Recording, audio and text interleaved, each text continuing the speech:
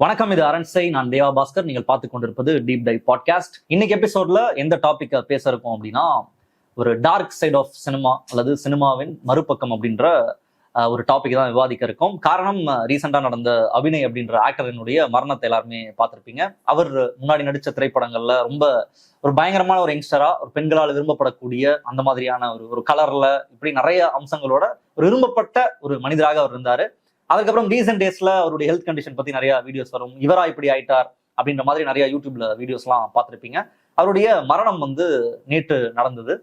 So cinema நம்ம பார்க்கும்பொழுது ரொம்ப ஒரு கவர்ச்சிகரமான ஒரு ஃபிளாஷியான பிசினஸ் மாதிரி தெரியுது. பட் நிஜமாவே சினிமாக்குள்ள என்ன நடக்குது அப்படின்றதுதான் பேச இருக்கோம். யார் கூட பேச இருக்கோம் அப்படின்னா, சினிமா கலைஞர் நடிகர் திரு விஜய் முத்து கூட தான். வணக்கம். அபிநய் அவருடைய மரணம் நேற்று, நீங்க முழு நாள் அந்த மரணத்துல தான் இருந்தீங்க. இப்ப எங்களுக்கெல்லாம் வெளியில இருந்து சினிமாவை பார்க்கும் பொழுது, இப்போ உங்களை பார்த்தோன்னே இன்னைக்கு ஒரு மேடம் ஆஃபீஸ்ல உட்காந்துருந்தா, உங்களை பார்த்தோன்னே அவங்கள்ட்ட பேசினாங்க, நீங்க நல்லா நடிக்கிறீங்க சார், சூப்பரா இருக்குன்றத சொல்றாங்க. இப்படிதான் எங்களுக்கு சினிமா தெரியும். அங்க சினிமாக்குள்ள போயிட்டாலே ஒரு கவர்ச்சிகரமான ஒரு வாழ்க்கைக்குள்ள போயிடலாம், புகழ் வந்துடும், போற இடத்துல நம்மளை ஐடென்டிஃபை பண்ணுவாங்க, நம்ம வீடு வசதி காருன்னு செட்டில் ஆயிடலாம் அப்படின்றதுதான் எல்லாருக்குமான ஒரு எண்ணம். எனக்கும் அப்படிதான் இருக்கு. ஆனா அப்பப்போ இப்படி ஒரு சில நடிகர்களுடைய மரணம் நடக்கும் பொழுது, அவங்களுடைய நிலையை பார்க்கும்போது, என்ன இவங்க வாழ்க்கை இப்படி இருக்கு, நம்ம நினைச்ச மாதிரி இல்லைன்ற மாதிரி ஒரு ரியாலிட்டி அடிக்கிறத பார்க்க முடியுது. முதல்ல இந்த அபிநய் விஷயத்துல இருந்து பேசலாம். அபிநய்க்கு என்ன நடந்தது, நீங்க பார்த்த வரைக்கும் அவருடைய லைஃப் அப்படின்றது என்ன?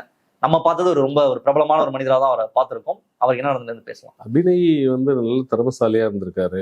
நல்ல பின்னணி குரல்ல நல்ல ஒரு அருமையான குரல், நல்ல 4-5 மொழிகள் தெரிஞ்சவர். நடிப்புலையும் அவர் ஒரு பெரிய அங்கீகாரமான பேர் வாங்கியிருக்காரு.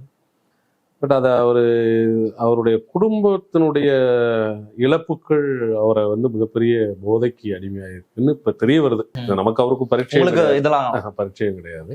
இப்ப சமீபத்துல ஒவ்வொருத்தரும் பேட்டி கொடுக்கறது, நான் அவங்களோட சொந்தக்காரங்க ஒரு 2-3 பேர்ட்ட போன்ல பேசுறப்ப கூட அவங்க அதைத்தான் சொன்னாங்க. நாங்க கல்லீரல் மாற்று அறுவை சிகிச்சை கூட 2 வருஷத்துக்கு முன்னாடி தயார் பண்ற நிலையில இருந்தோம். மறுபடியும் அவர் மதுவை கையில் எடுத்ததுனாலே எங்களுக்குள்ள கான்டாக்ட் இல்லை. அவரும் அதுக்கப்புறம் எங்க போன் அந்த நம்பர்ல இல்லை. அவரு அப்புறம் யாராவது கூப்பிட்டு சொன்னாங்க கூட நாங்கள் ரெஸ்பான்ஸ் பண்ணுறது இல்லை அப்படிங்கிற மாதிரி சொன்னாங்க. ஸோ அவரை வருத்திக்கிட்டாருன்னு தான் சொல்லணும். ஏன்னா அவருக்கு நல்ல பிளாட்ஃபார்ம் தான் இருந்திருக்கு ஒரு நடிப்புங்கிறதுல. 2வது மாடலிங்கில் நல்ல பேர் வாங்கியிருக்காரு. பெரிய ஆள், அவ்வளோ அழகன். அது அவருடைய அறியாமை. டப்பிங் ஆர்டிஸ்டாகவும் அதே கார்டை ரெனிவல் பண்ணாமல் வச்சுருந்துருக்காரு. தென்னிந்திய நடிகர் சங்கத்திலையும் மெம்பர் ஆகல. ஒரு அஜாக்கிரதையான வாழ்வுன்னு சொல்லலாம் அவர் வாழ்ந்த வாழ்வு. இழப்புகள் எல்லா மனிதனுக்குமே உண்டானது தான். அதை ஒருத்தர் இழந்து தான் வாழ்க்கை எல்லாருடைய பயணங்கள்லையும். ஸோ அந்த இழப்பை தனக்குள்ளேயே வருத்திக்கிட்டு, உறவுகளுக்குள்ள ஒரு மிஸ் அண்டர்ஸ்டாண்டிங், நண்பர்களுக்குள்ள யார்கிட்டையும் சரியான ஒரு புரிதல்கள் இல்லாமல், அப்போ என்ன ஆகுங்க, ஒரு தனிமை அறை, யாரோ ஒரு நபர் வர்றாங்க, வந்துட்டு அவங்க போனதுக்கப்புறம் அந்த தனிமைக்குள்ள இருந்துட்டு அது ஏதோ மதுவுங்கிறது சொல்ற மாதிரி அதையவே எடுத்துக்கிட்டு அதில் மட்டுமே இருக்கிறது, அது எத்தனை நாளைக்கு அது கை கொடுக்கும்? வெளி உலகத்துக்கு வந்திருக்கணும், வெளி உலகத்தில் எல்லாரோடையும் பரிச்சயமாக இருந்திருக்கணும். நான் சமீபத்தில் இதெல்லாம் தெரிஞ்சு இப்போ வர்ற வீடியோக்களில் பார்க்குறப்போ உடல் ரொம்ப மோசமான நிலைக்கு அப்புறம் தான் கேபி பாலாவெல்லாம் ஹெல்ப் பண்ணதுக்கப்புறம் தான் வெளியிலேயே வந்திருக்காரு. ஸோ அப்போ அவ்வளவு நாள் அவர் எங்கே இருக்காரு, எப்படி இருக்காருங்கிற நிகழ்வு யாருக்காவது தெரியணும்ல. இப்போ சில பேர் சொல்லுவாங்க, இதுக்கு ஏன் யாருமே பார்க்கல வைக்கல, நடிகர்கள் யாரும் பண்ணல வைக்கலான்னு. தெரிய வர்றப்ப உடனடியாக தனுஷ் சார் பண்ணியிருக்காரு, இப்படி ஏகப்பட்ட பேர் பண்ணியிருக்காங்க. அப்போ முத்தி போன ஸ்டேஜில் வர்றாரு.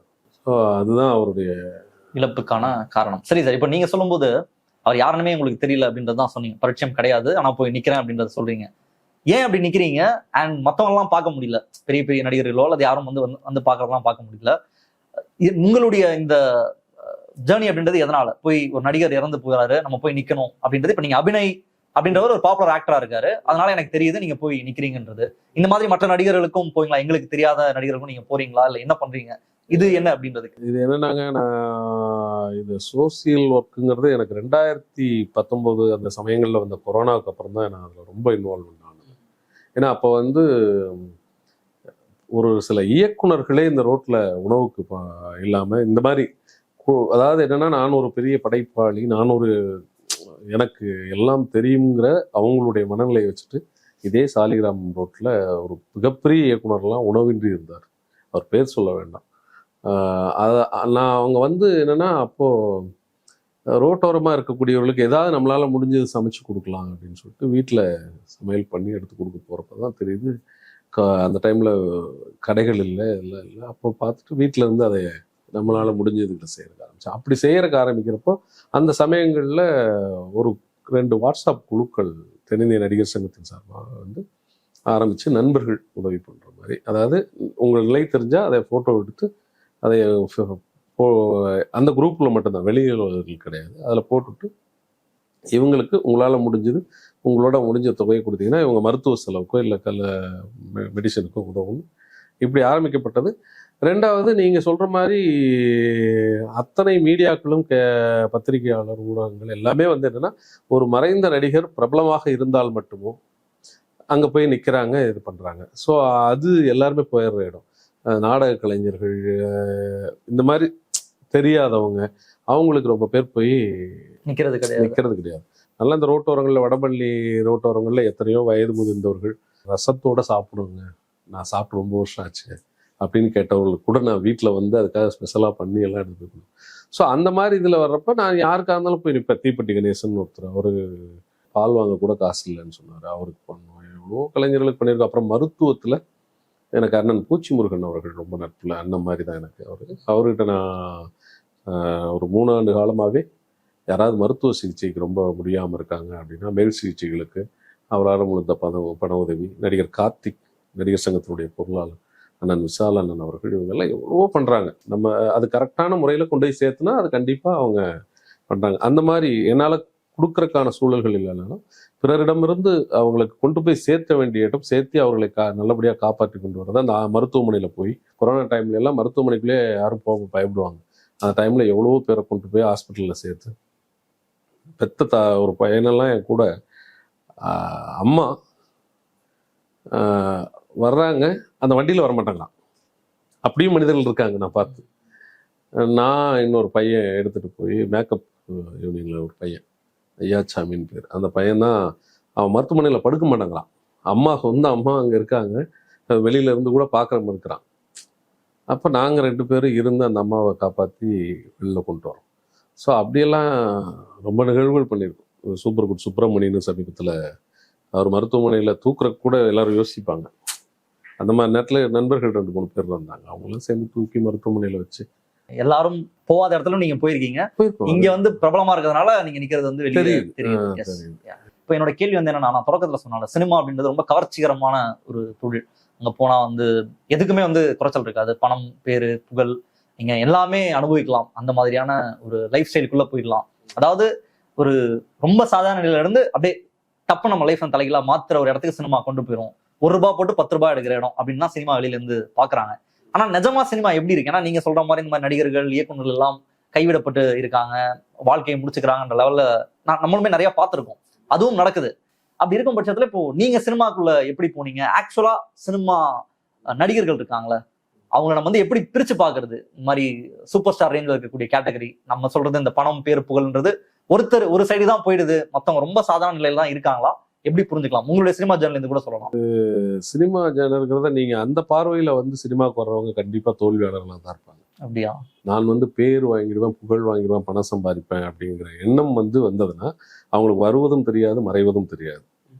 இது சினிமாவினுடைய இது. சினிமாவுக்காக நீங்க ஒரு அலுவலகம் ஆரம்பிக்கிறீங்களா இருக்கட்டும், இல்லை ஒரு கடை ஆரம்பிக்கிறீங்கனாலும் ஒரு சின்ன முதலீடு, இழப்பு, காலங்கள், ஒரு கல்விக்கே நீங்க ஒரு டிகிரி முடிக்கிறதுக்கு 3 வருஷம் உங்களை அர்ப்பணிக்க வேண்டிய சூழல் இருக்கு. அப்போ சினிமானா வந்ததும் நான் எனக்கு இதெல்லாம் கிடைச்சிரும் அப்படின்னா அதுக்கான தகுதிகள் நம்ம என்ன வளர்த்தோம்?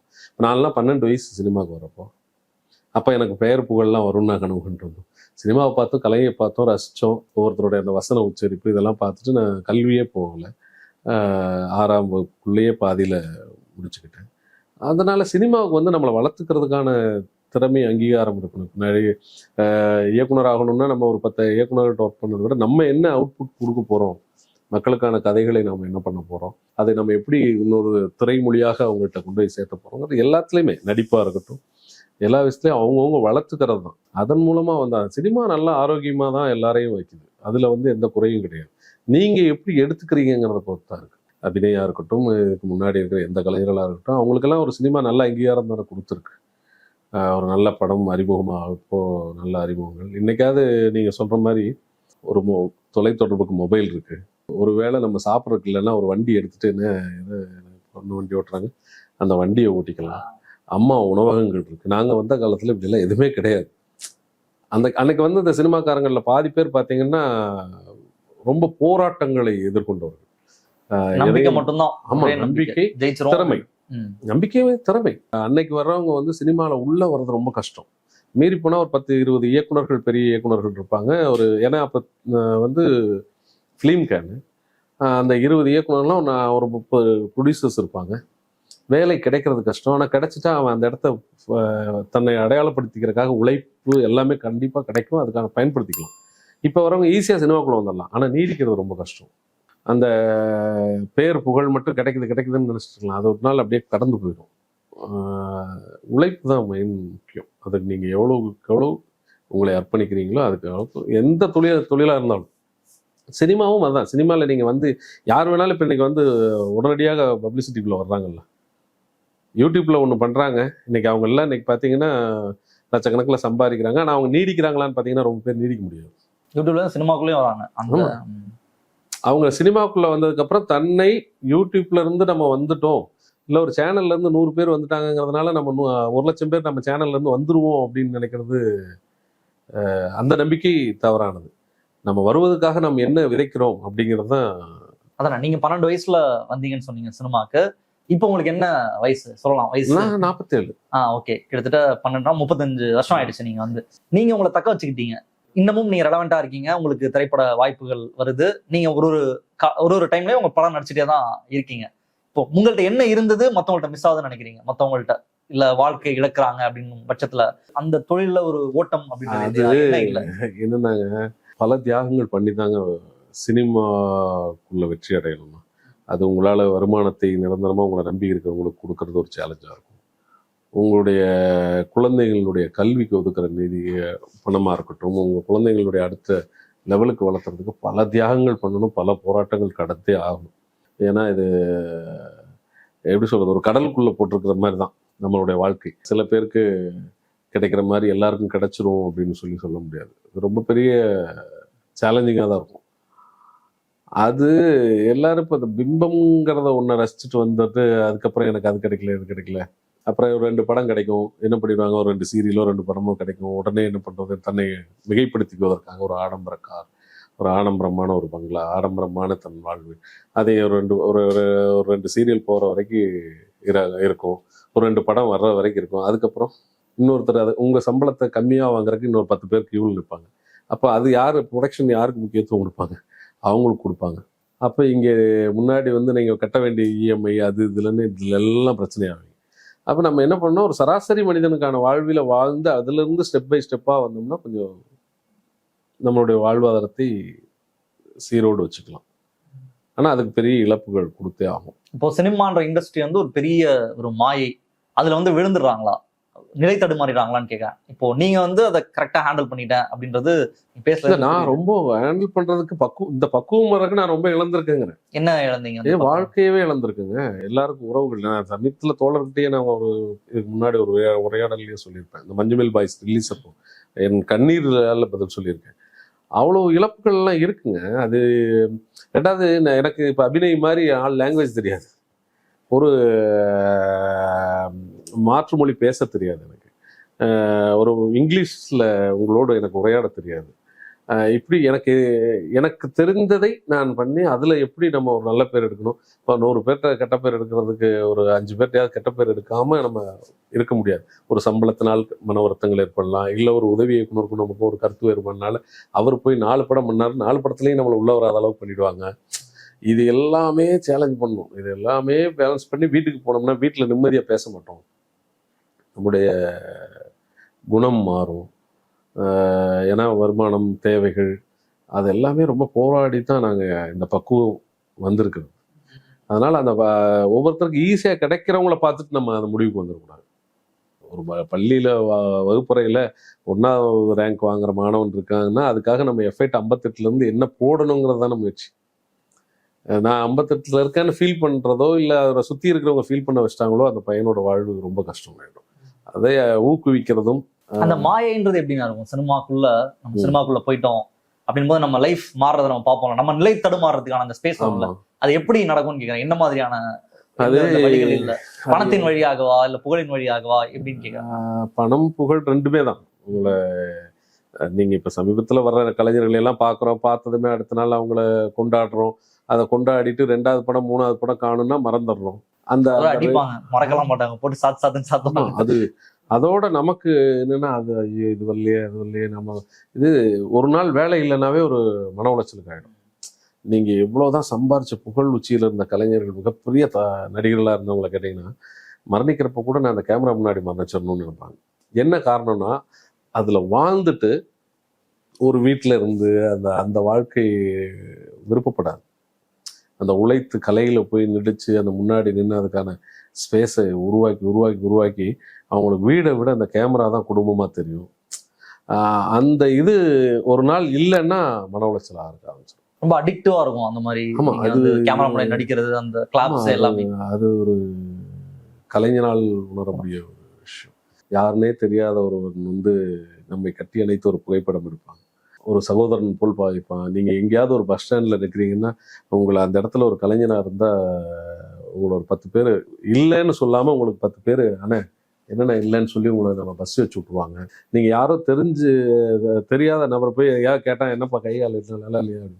ஆனா ஒரு கலைஞன் என்னன்னா, இல்லைங்க கொஞ்சம் வந்த இடத்துல இதாயிடுச்சு, உடனே ஒரு 4 கடைக்காரங்களா சேர்ந்து அந்த அன்பை பரிமாறிடுவாங்க. ஏன்னா அவர்கள் டிவி மூலமாவோ இல்ல திரை வடிவத்திலோ அவங்க குடும்பத்துல ஒருத்தனா ஒரு அண்ணனா நடிச்சிருந்திருக்கலாம், இல்ல ஒரு வில்லனா நடிச்சிருந்திருக்கலாம், இல்ல ஒரு அப்பாவா நடிச்சிருந்திருக்கலாம். அந்த கதாபாத்திரம் அவர்களுக்கு போய் சென்றடைஞ்சிருக்கும். அது ஒரு விதமான இது. ரொம்ப மன அழுத்தம் நிறைந்த துறையா இது. நீங்க சொன்னது இந்த மாதிரி ஒரு நாள் வேலை இல்லை அப்படின்னாலே ரொம்ப ஒரு மாதிரி அப்செட்டிங்கா இருக்குன்றது சொன்னீங்க. இப்போ இந்த டாப் சினிமா ஸ்டார்ஸை அவங்கள நோக்கிய இண்டஸ்ட்ரி இருக்கிறத பார்க்க முடியும். இப்போ இந்த ஹீரோ அப்படி இருக்காருன்னா, இவரை வச்சு படம் எடுத்தோம்னா நமக்கு இவ்வளவு கோடி ரூபாய் வரப்போகுது, 500 கோடி வரப்போகுது, 300 கோடி வரப்போகுதுன்னு ஒரு ஸ்டாரை சுத்தி ரிவால்வ் ஆகிற ஒரு இண்டஸ்ட்ரியா தான் தமிழ் சினிமாவை என்னால பார்க்கும்போது புரிஞ்சுக்க முடியுது. அப்போ அவங்களுக்கு வேலைன்றது நிரந்தரம், அவங்க கன்ஃபார்மா இருக்க போறாங்க. பட் கூட இருக்கிறாங்களா, இப்போ துணை நடிகர்கள் நீங்க இருக்கீங்க, நிறைய நடிகர்கள் இருக்காங்க, இவங்கள எங்க பிளேஸ் பண்றதுன்றதுதான் உள்ளதுல ஒரு பெரிய டாஸ்கா இருக்கு. அப்போ நமக்கு இந்த வாய்ப்பு கிடைக்குமா, இதுல கிடைக்குமா, அதுல கிடைக்குமான்றது நார்மலா எல்லாரையும் நிம்மதியா வைக்கிறது அப்படின்றது, மாசமான எனக்கு ஒரு சம்பளம் வந்துடும், நான் எல்லா கடமையும் பண்ணிடலான்றதுதான் எல்லாருமே ஓட வைக்கக்கூடிய ஒரு விஷயம். ஆனா உங்க துறையில அது ரொம்ப ஒரு சேலஞ்சிங்கான ஒரு விஷயம். அது எந்த அளவுக்கு மன அழுத்தத்தை உங்களுக்கு ஏற்படுத்தும்? உலகநாயகன் கமலஹாசன் சார் களத்தூர் கண்ணம்மா படம் பண்ணதுக்கு அப்புறம் அவரை அங்கீகரிக்கிறதுக்கு ரொம்ப காலம் போராடி இருக்காரு. ஒரு டான்ஸ் மாஸ்டரா இருந்திருக்காரு. அதுக்கப்புறம் அவர் அவ்வளவு பெரிய நல்ல கலைத்திறமையோட பேரும் புகழும் இதுலயே அந்த வயசுலயே வாங்கணும். அதுக்கப்புறம் அவங்களுடைய வாழ்வுல எவ்வளவு போராடி இருக்காங்கன்னு நம்ம பார்க்கறது கிடையாது. அவங்க இன்றைக்கு என்ன நிலையில இருக்காங்கன்னா, அதுக்கு எவ்வளவு காலம் அவங்க தியாகம் பண்ணியிருக்காங்க, எவ்வளவு அவமானங்களை செஞ்சிருப்பாங்க. ரஜினி சார் கூட பத்திரிகை ஊடக பேட்டிகள்லயே பார்த்துருப்பீங்க, இந்த ரோட்ல என்னை நடந்து போய் நான் ஒரு நாள் இப்படி வரணும்னு, அதுக்காக அவரோட உழைப்பு எவ்வளவு இருந்திருக்கும்னு நம்ம அந்த மாதிரி இதுல சரியா உழைப்பை பயன்படுத்தியவர்கள். வடிவேல் சார் வந்ததும் அவருக்கு சிவப்பு கம்பள விரிப்புல வந்தாரா, இல்லை எந்த நடிகரையாவது சொல்லுங்க. இப்ப தனுஷ் சார் இருக்காருன்னா அவங்க தந்தை என்ன உழைப்பு செலுத்தியிருக்காருன்னு ஒண்ணு இருக்கு. விஜய் சார் இருக்காருன்னா அவங்க தந்தை என்ன உழைப்பு செலுத்தியிருக்காரு. ஒவ்வொருத்தருக்கு பின்னாடியும் மிகப்பெரிய கடினமான சூழல்களை சந்தித்ததுக்கு அப்புறம் தான் இந்த இடத்துக்கு வந்திருக்காங்க. அதுக்கான அங்கீகாரம் இன்னைக்கு அவங்களுக்கு கிடைச்சிருக்கு. நீங்க நாளைக்கு அந்த இடத்துக்கு வந்தீங்கன்னா உங்களுக்கு அந்த அங்கீகாரம் கிடைக்கும். அது மக்கள் தான் கொடுக்க போறாங்க. அதே மக்கள்கிட்ட நீங்க உங்களுடைய நடைமுறை பாவனைகள் தவறாக இருந்ததுன்னா உங்களை எடுத்து வெளியில் வச்சிருவாங்க. ஸோ எந்த கலைஞராக இருந்தாலும் இப்போ எங்களுக்கு என்ன இன்னைக்கு ஒரு விஷயம் என்னன்னா, சினிமாவில் இப்போ ஒரு மிகப்பெரிய மன வருத்தமான இது என்னன்னா, அந்த யூடியூப்ல ஃபேமஸா இருக்கிறவங்க அவங்களுக்குன்னு ஒரு மார்க்கெட் இருக்கு. அவங்கள்ட்ட ஒரு 5000 பேர் இருக்காங்க. அவங்களுக்கு நம்ம படத்துல போடலாம், அதை வச்சு ஒரு 5000 5 கோடி பேர் இருந்தாலும் படம் நல்லா இல்லைன்னா பார்க்க மாட்டான். அது எவ்வளவு பெரிய கலைஞர்கள் நடிச்சிருந்தாலும். ஆனா அந்த மாயையை நடிகர் சங்கத்துல எனக்கு தெரிஞ்ச ஒரு 3000 உறுப்பினர்கள் இருக்காங்க. கை தேர்ந்த நடிகர்கள் கேமரா முன்னாடி விளையாடக்கூடிய நடிகர்கள் இருக்காங்க. ஆனா அவங்களுக்கு என்ன பண்ணிட்டாங்கன்னா, இந்த பின்னாடி கூட்டத்துல நிக்க வச்சு அவங்க வாழ்க்கையே என்ன ஆயிடுதுன்னா, அந்த என்னப்பா காலைல போனா ஒரு கூட்டத்துல நிக்க போறோம், சாப்பாடு கொடுக்க போறாங்க, சம்பளம் கொடுக்க போறாங்க, இந்த வாழ்வுக்கு வந்துட்டாங்க நாடக கலைஞர்கள். நீங்க அதுக்கு உதாரணமா 65 வயதுல காக்கா முட்டையில பாட்டி இப்பதான் அவங்க நடிப்பாங்கன்னே நம்ம சினிமால கண்டுபிடிச்சிருக்காங்க. 65 வயது அந்த அத்தனை வருஷம் மெம்பர் நாடக கலைஞர். இந்த ராகுல் தாத்தான்னு ஒரு நடிகர், ஆமா, எம்ஜிஆர் கூட நடிச்சவர் அவர் இப்ப சமீபத்துல இந்த 30 வருடங்கள்ல அவர் எந்த இதுல இருந்தாரே தெரியாது. விஜய் சேதுபதி சகோதரர் தான் அந்த இது என்ன படம் ஏதோ ஒரு படத்துல நடிக்க வச்சாரு. அவருக்கு அப்போ வயசு வந்து பாத்தீங்கன்னா 67 68 ஆயிடுச்சு. இந்த மாதிரி ரொம்ப பேர் நல்ல திறமையாளர்கள் இருக்காங்க. ஏன் இதெல்லாம் விட நம்ம சாலிகிராமத்துக்குள்ள அவங்களுடைய போட்டோ எடுக்கிறாங்க பாருங்க, அந்த காசை வச்சிருந்தா அவங்க ஒரு பொட்டிக்கடை வச்சு பிழைச்சிடலாம். அவ்வளோ எடுத்திருப்பாங்க. அவ்வளவு போட்டோஸ் எடுத்துட்டு எத்தனை நல்ல நல்ல கலைஞர்கள் தெருவா. இன்னைக்கு நமக்கு ஒரு வாழ்க்கை கிடைச்சிடாதா, இன்னைக்கு ஒரு 4 நாள் இந்த படத்துல கிடைச்சிடாதா, கிடைக்கிற சம்பளத்துல கொஞ்சம் அட்ஜஸ்ட் பண்ணி கொஞ்சம் அதிகமா பேசினா அவங்க எங்க வேணான்றுவாங்களோன்னு பயம். கொஞ்சம் உரிமைகளை கேட்டுட்டா ஐயோ என்ன எவ்வளவு பேசுறான்னு சொல்லிட்டு இப்படி பயத்துல இருக்கிற எத்தனையோ நல்ல கலைஞர்கள் இந்த சாலிகிராமத்தை சுத்தி எப்படி எத்தனை உதவி இயக்குனர்கள் நல்ல கதைக்களங்களோட அவங்களுக்கான அங்கீகாரத்தை அந்த மேலிடத்துக்கு வர்றவங்க வழிவிட வேண்டாம். அட்லீஸ்ட் அவங்களுக்கு கொஞ்சம் யூஸ் பண்றதுக்கு அவங்கவுங்க படங்கள்ல இவங்க சொன்னா நல்லா இருக்கும். எப்ப இது சார்ந்த நீங்க கொடுக்குறீங்களா, இந்த சினிமாவுக்காகவே வாய்ப்பு தரேன் 10 வருஷம். நான்லாம் 32 வருஷத்துல எனக்கு மஞ்சுமேல் பாய்ஸ்ங்கிற ஒரு படம் வரலன்னா இன்னைக்கும் நான் அந்த போட்டோ எடுத்துட்டு நான் அலுவலகத்துல போய் நான் நல்லா நடிப்பேங்க, எனக்கு ஏதாவது பண்ணுங்க அப்படிங்கிற சூழல் இன்னும் எனக்கு இருந்துட்டு தான் இருக்கும். அதை எனக்கு ஒரு இயக்குனர் வந்து கிடைச்சாரு, மாத்திட்டேன். அந்த மாதிரி இயக்குனர்கள் தயவு செய்து இதை பார்க்குறவங்க முடிந்த அளவுக்கு உங்க படத்துல ஒரு 10 பேர் அன்றாட தேவைகளுக்காகவாது அவன் வாழ்க்கை குடும்பம் குழந்தைகள்னு வச்சுட்டு இந்த சினிமா துறையில வந்துட்டான். அது விதி. அது வந்து என்னன்னா ஃபேஷன் சொல்றீங்கல்ல, நீங்க வந்து இப்போ நிருபரா இருக்கணும்னு உங்க விருப்பம், இன்னொருத்தருக்கு நான் ஒரு கேமராமேனா இருக்கணும்னு விருப்பம், ஒருத்தருக்கு நான் இந்த உலகத்திலேயே என்னை போல் தையல் கலைஞராக இருப்பவன் எவனும் இல்லைங்கிற ஒரு விருப்பம். அது மாதிரி அவனுடைய காதல் சினிமா மேல வந்திருக்கலாம். ஸோ அது எதை நோக்கி வந்தது? உங்களை மாதிரி யாராவது ஒரு உதவி இயக்குனர்களோ ஒரு இயக்குனர்களோ கொடுப்பீங்க அப்படிங்கிற தாக்கத்துல தான் வந்திருக்கும். ஸோ அது ஏன் வந்தேன்னு நம்ம சொல்ல முடியாது. ஆனா நீங்கெல்லாம் நினைச்சா அவங்கள மாதிரி ஆட்களுக்கு ஒரு நல்ல வாழ்வாதாரத்தை மாற்றி விட முடியும். அவன் வாழ்வாதாரம் நான் சொல்லுவது என்னன்னா அடிப்படை தேவைகளாவது அவனால அது சரி பண்ணிக்க முடியும். நல்ல கலைஞர் நீங்க சொன்ன இந்த எல்லா கேரக்டருமே ரொம்ப சூப்பரா நடிச்சிருப்பாங்க. இப்ப இவங்களை பைபாஸ் பண்ணிட்டு மற்றவர்கள் வர்றது அப்படின்றது எப்படி இருக்காது? அவங்க ஒழுங்கா நடிக்கிறாங்களா? நீங்க சொல்ற மாதிரி யூடியூப்ல இருந்தோ வர்றாங்க. இதுக்கு என்ன போட்டுருவாங்க தெரியுங்களா இந்த கமெண்ட்ஸ்ல, டேய் அவன் திறமையில வரான்டா, உங்களுக்கு கிடைக்கலன்னா ஏன்டா இப்படி தப்பா பேசுறீங்கன்னு சொல்றாங்க. இது தப்பா பேசுறது கிடையாது. இது வந்து என்னன்னா ஒரு துறைக்காகவே தங்களுடைய வாழ்க்கையை கொடுத்தவங்க ஒரு பக்கம். இப்போ அவங்க வந்து அதை பண்ணல. ஆக்சுவலா அவங்க வேற ஒரு விஷயத்தை ட்ரை பண்ணிட்டு இருக்காங்க. அவங்களுக்குன்னு ஒரு வரமுறை இருக்கு, அவங்களுக்குன்னு ஒரு அங்கீகாரம் இருக்கு, அவங்களுக்குன்னு அதுல ஒரு இன்கமும் இருக்கு. நீங்க ஒரு வருஷம் கழிச்சு பார்த்தா கூட அதுல ஏதோ ஒரு வருமானம் இருக்குன்னு சொல்றீங்க, அது சார்ந்தவங்க அவங்க. இது வந்து அவங்க அது சார்ந்தவங்க கிடையாது. கலைக்கு நின்று இப்ப என்னையெல்லாம் கேட்டீங்கன்னா இப்படியே கண்ணீர் விட்டுட்டே பேசு அப்படின்னா எனக்கு வந்துட்டே இருக்கும். அது அவ்வளவு லவ் பண்ணிட்டேன், என்னால விட முடியல. இது மாதிரி எத்தனை கலைஞர் இருப்பாங்க.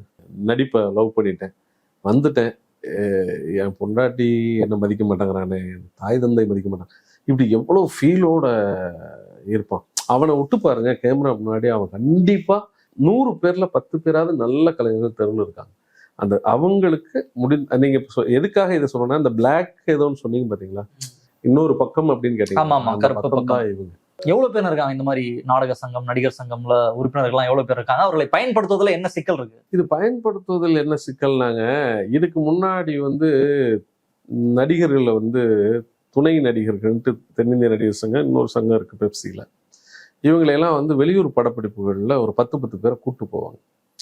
ஒரு 10 படம் வெளியூர்ல படப்பிடிப்பு போகுதுன்னா அந்தந்த தயாரிப்பு நிறுவனம் அந்த 10 பேரை இங்க இருந்து செலக்ட் பண்ணுவாங்க, மீதி ஒரு 40 பேர் அங்க செலக்ட் பண்ணுவாங்க. ஏன்னா இங்க இருக்கிற 10 பேர் வாழ்வாதாரம் இந்த கலை தான். அவங்க நாடக கலைஞராக இருப்பாங்க, இல்ல துணை நடிகர்களா இருப்பாங்க, இதை தான் நம்பி இருக்காங்க. அது போய் என்ன ஆயிடுச்சுன்னா இப்போ அந்த 10 பேரை இங்க இருந்து கூட்டு போறதுக்கு நாங்க ஒரு ரூம் போடணும், செலவு பண்ணுவோம், செலவு பஸ்ஸுக்கு கொடுக்கணும், அதுக்கு நான் அந்த ஊர்லயே எடுத்துக்குவேன், பின்னாடி நிக்கிறது தானே. அது அந்த வருமானம் கூட தடுக்கப்பட்டு விட்டது. 10 படத்துல 10 பேர்னு போனா 100 பேரோட வாழ்வாதாரம், இங்க ஒரு 10 இது போகும் வாழ்வாதாரம், சீரியல்கள் போகும் ஒரு வாழ்வு. இப்ப அதெல்லாம் தவிர்க்கப்படுறதுனால அந்தந்த ஊர்லயே செலக்ட் பண்ணிட்டு அந்தந்த ஊர்ல இப்ப போய் ஒரு படம் எடுத்துட்டு இருக்காங்கன்னு வைங்களேன், அந்த ஊர்ல ஒரு 10 பேர்ல ஒரு 4 பேருக்கு ஏதாவது கதாபாத்திரம் இருந்துச்சுன்னா அடுத்த மாசம் கோயம்பேட்டுக்கு வரவங்க கீழம்பாக்கம் பஸ் ஸ்டாப்புக்கு வந்துருவாங்க. நான் போய் பெரிய ஆளாயிடுவேன். அதுக்கப்புறம் வந்ததுக்கு தான் தெரியும், ஆஹா தெரியாம வந்திருக்கோண்டா, இது எப்ப நம்மளோட வாழ்க்கை பயணம் ஆரம்பமாகும் அப்படின்னு. ஆனா இங்க இருக்கிறவனுக்கு இது பழகிடுச்சு. இதுக்குள்ளேயே வந்து இந்த 2-3 வருடங்கள்ல வந்தவங்களுக்கு இது ஒரு பழக்கம் ஆயிடும். ஏதோ ஒரு வண்டியை ஓட்டிட்டு ஏதோ ஒன்று பண்ணியிருப்பாங்க. இப்படி அங்கிருந்து புதுசு புதுசா வர்றவங்களோட வாழ்க்கையெல்லாம் கொஞ்சம் கஷ்டமா. இதை முறைப்படுத்த வேண்டியது சங்கங்களா, இயக்குனரா, இல்ல யாரு? நீங்க இப்ப யூடியூப்ல இருந்து வரவங்க எல்லாம் யூஸ் பண்றாங்கன்னா அது என்னால புரிஞ்சுக்க முடியுது. இன்னைக்கு மார்க்கெட்டுக்கு இவங்க ஃபேஸ் இருந்தா ஒரு வேல்யூ இருக்கு. இப்ப ஜிபி முத்து அப்படின்னு நடிக்கிறாரு, அதை பயன்படுத்துறது தவறுன்னு சொல்லுங்க சார். அதை பயன்படுத்தலாம், தப்பு. அவர்களுக்கு திரை வடிவம், திரைமொழி கலைஞர்களாக அவர்களால் நடிக்க முடியுமா அப்படின்னு கேட்டீங்கன்னா, அவங்க 4 படம் கழிச்சு வரக்குள்ளேயும் இவங்க தேர்த்தி விட்டுருவாங்க.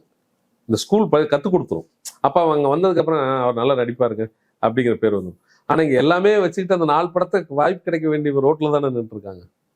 யூடியூப்ல இருந்து வர்றாங்க, ஒரு 5 படம் வந்து ஃபர்ஸ்ட் ஆர்வமாக கேமரானா என்ன என்ன ஏதுன்னு சொல்லாமல் டைரக்டர் மட்டும் சொல்கிறத கேட்பான். அன்னைக்கு நடிச்சிருவோம். இந்த சினிமாவில் அது ஒரு பெரிய இது. ஃபர்ஸ்ட் வர்றாங்க பார்த்தீங்களா, கேமரா இப்படி பார்த்தா இங்கே ஆங்கிள் அங்கங்கன்னு பார்க்கறது தெரியாமல் வந்து நிற்கிறப்போ நீங்கள் தான் எனக்கு கேப்டன். டைரக்டர் என்ன சொல்கிறாரா, சரிங்க சார் இவரை பார்த்து இப்படியே பேசணும் சார், பேசிடுறேன் சார்னு பேசிடுவோம். அந்த 2வது படங்கள்ல தான் நடிப்புனா என்னன்னு அவங்களுக்குள்ள ஒரு விஷயத்தை எடுத்துக்குவாங்க. அதுக்கப்புறம் தான் அவங்களுக்கு தெரியும், ஆகா நமக்கு என்னடா இது எதுவும் வரமாட்டாங்குது அப்படிங்கிற ஒரு பயம் வரும். அது வந்து ஒரு 4-5 படத்துல வந்ததுக்கப்புறம் அவங்களுக்கு தேவைகள் எல்லாம் கிடைச்சிருதுல்ல சார். இப்போ நீங்கள் சொல்கிற சில யூடியூப்பாளர்லாம் வர்றாங்க, 6 மாசத்துல பார்த்தீங்கன்னா இப்படி இருந்த அறை அவங்களுக்கு அப்படியே பெருசாக ஒரு வீடாக மாறுது, ஒரு பங்களாவாக மாறுது, ஒரு காராக மாறுது. எல்லா அங்கீகாரமும் யூடியூப்லேயே கிடச்சிருது. அவங்களுக்கு நம்ம சிவப்பு கம்பளம் போடுறோம். ஆனால் இந்த ரோட்டில் பசங்க சுற்றுறாங்க பாருங்க, அவங்களுடைய வாழ்வாதாரம் அவ்வளோ சீக்கிரம் கேள்விக்குறியாகவே தானே இருக்கு. துணை நடிகரா தக்க வச்சுக்கிறது அப்படின்றது எப்படி சினிமால? ஏன்னா நீங்க சொல்றது இண்டஸ்ட்ரி நல்லா தான் இருக்குன்றதையும் சொல்றீங்க. நீங்க உழைப்ப போட்டீங்கன்னா உங்களை இண்டஸ்ட்ரி பண்ணிடும் அப்படின்றத சொல்றீங்க. இன்னொரு பக்கம் வாய்ப்பே மறுக்கப்பட்டும் இருக்காங்க, அவங்களால உள்ளே நுழைய முடியலன்றதையும் சொல்றீங்க. அப்போ டாப்ல இருக்கக்கூடிய நடிகர்கள் அவங்களை தக்க வச்சுக்கிறாங்க. அவங்களுக்கு ஒரு மார்க்கெட் இருக்கும். 2 படம் தோத்தா கூட இன்னொரு படத்துல அவங்களை ப்ரூவ் பண்ணி அவங்களால வந்துட முடியும். பட் மத்த அது கூட இருக்கவங்க தான் ரொம்ப முக்கியமான ஃபேக்டரா இருக்காங்க. அவங்க எப்படி அவங்களை தக்க வச்சுக்கிறது? அசிஸ்டன்ட் டேரக்டர்ஸ் கூட நிறைய டச்ல இருக்கணுமா, எல்லா டேரக்டர் கூடயும் ஒரு குட்வில்ல இருக்கணுமா, எப்படி அதை மெயின்டைன் பண்ணிக்கிறது? கிடைக்கிற வாய்ப்பை சரியான முறையில் பயன்படுத்திக்கணும். டீமோட அண்டர்ஸ்டாண்டிங் ரொம்ப முக்கியம். இப்போ நான் ஒரு டேரக்டர் வரேன், இப்போ நீங்கள் டேரக்டர் உங்கள்கிட்ட வரேன், நான் நடிக்கிறேன்னா உங்களை சுற்றி ஒரு 8 அசிஸ்டன்ட் டேரக்டர் இருப்பாங்க. இதில் யார் எப்போ எங்கே என்ன உருவாகுவாங்கன்னு தெரியாது. அது மாதிரி தான் இவரோட வாழ்வும், நடிக்க வந்தவர் வாழ்வும். அப்போ அவங்கள்ட்ட எல்லாத்தையுமே ஒரு அண்டர்ஸ்டாண்டிங் லைஃப் இருக்கணும், தொடர்பில் இருந்துட்டு இருக்கணும். அப்புறம் 2வது உங்களை கேமரா முன்னாடி நிற்க வச்சா அங்கே உங்களுடைய திறமையை சரியான முறையில் பயன்படுத்தணும். ரொம்ப பேர் என்ன பண்ணுவாங்க, கேமரா வச்சுட்டு இங்கே இருக்குன்னா நம்மளை கூப்பிட்டா அங்கே போகலாம் அப்படின்ட்டு போய் ஓரமாக உட்காந்துவாங்க. அது தவிர்க்கப்பட வேண்டும். அவங்க இயக்குனர் பார்வையும் இயக்குனரை கூப்பிட்றதுக்கு முன்னாடி இப்படி பார்த்தா நம்ம அவங்களுக்கு கவனத்தில் இருக்கணும். அப்போ தான் வந்து சரி அவனை ஏதாவது பண்ணுவோம் அப்படிங்கிற எண்ணம் வரும். அது ஒரு பெரிய ப்ராசஸ் சார். அதுக்குன்னு ஒரு ஸ்கூல் மாதிரி அதில் கற்றுக்க வேண்டியது ரொம்ப இருக்குது.